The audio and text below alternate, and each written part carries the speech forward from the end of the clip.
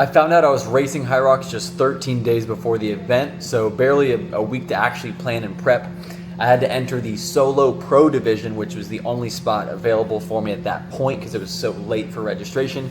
That meant it was like 400 pounds on the sleds, and I'd certainly never trained for that. I'd never trained for sleds really much at all. I had very light sleds in practice at workouts at Air Lab a couple times, the Hyrox gym that I go to, but I had never really practiced that sled work. I walked, literally, if you can see the video, I'll put it on here, hopefully. I walk up to the sled and it won't even budge. I'm like going to hit it, you run into the station, you turn right, whatever, into your lane they give you. They say, yo, pile in, here's the lane. Take the lane, I'll go up to the sled, boom, literally just doesn't move.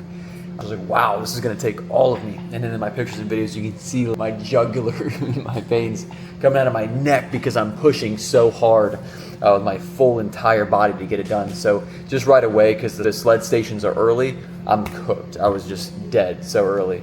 Then at the end, I'll fast forward to the end, wall balls just fell apart at the end as well. I planned on going at the wall balls and doing 10 to 20 at a time. It's 100 total. So it's 20 pound wall ball, which doesn't seem that crazy. But after you've already done all this for an hour, you've destroyed your entire body, all of your limbs for an hour, then you go up and hit the wall ball. So I was trying to hit 10 to 20 at a time. That was my original plan to get to 100, but I had to go in 5 sets of 5. 1, 2, 3, 4, 5, break. 6, 7, 8, 9, 10, break. And so all that was really hard. I didn't warm up properly, barely warmed up. I didn't know where to go. Didn't know what warm up actually looked like, because I can generally warm up. I know how to warm up for running and marathons because I'm a long distance runner. We're trying to become a good one. So I know running, I know how to warm up there, or a marathon and what that would look like.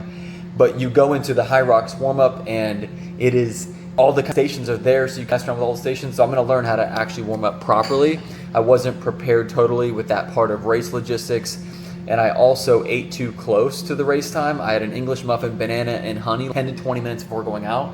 I don't know what I was thinking. I was just worried about getting more carbs in, where in a marathon, I just had a half marathon last week. I did Hyrox race and then half marathon back to back, only 1 week apart. So I'll have to do another video for that because I got another half marathon PR. Let's go. But I ate too close to the race time, way too close. The carb loading needs to happen earlier, not right before you start sprinting, because the whole time I felt like I was going to vomit and poop my pants at the same time. Thank goodness I didn't. What I'm gonna work on moving forward for sure though is sleds every single week, not a week going by without working on good sled form, sled strength, sled endurance. Wall balls at least a couple times a week after workout, so building that capacity to hold bigger sets under the fatigue. So getting to the end of a workout, being fatigued, and still hitting those wall balls under fatigue is going to be really huge to build your glutes, to freaking build your shoulders too. Even my shoulders were super sore from wall balls and sleds and everything else you do. Farmers carries, there's the lunges were tough, burpees were tough. So yeah, all around race day prep I need to work on, knowing the warm-up protocol, arriving with a plan and time the nutrition properly, practicing the sled before race day.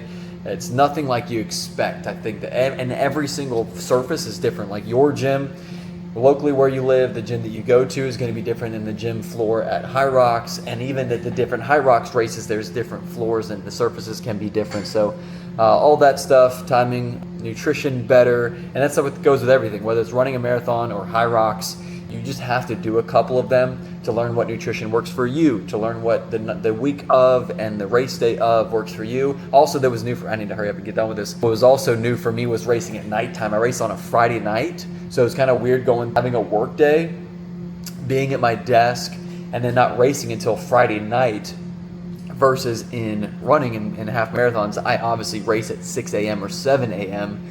And get right up at 3, 4 a.m. to do that. And so it was definitely interesting. But I would say what was really surprising and awesome about Hyrox, I know it's easy to knock on Hyrox or say that it's corny to some degree or something like that, or making those references. I understand because it's new and there's a lot of content around it.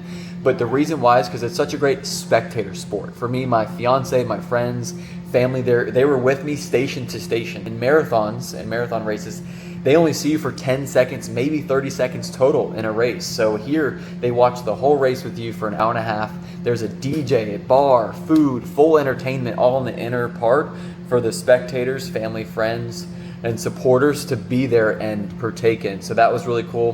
The hybrid thing, of course, it's a buzzword. It may be cheesy, but there is something amazing that everybody is kind of going to, where if you don't want to be an Olympian runner, which I'm not going to be because I'm not willing to weigh 100 pounds, and I'm also not willing to be just a bodybuilder who also has no cardio. And so the hybrid thing, of course, can be cheesy, but that balance is rare, and it's building. That's why it's getting so popular, because you're having the longevity of lean muscle mass and strength, and then also the good cardio to ability to run fast and run far. I was impressed with Miami Hyrox here. Organization was smooth, logistics were easy, the event ran well. One minor OCD thing, they didn't give out shirts or gear or souvenirs or coupon discount for the store that I know of. So that was just a small OCD disappointment, but I'm fine without the event shirt.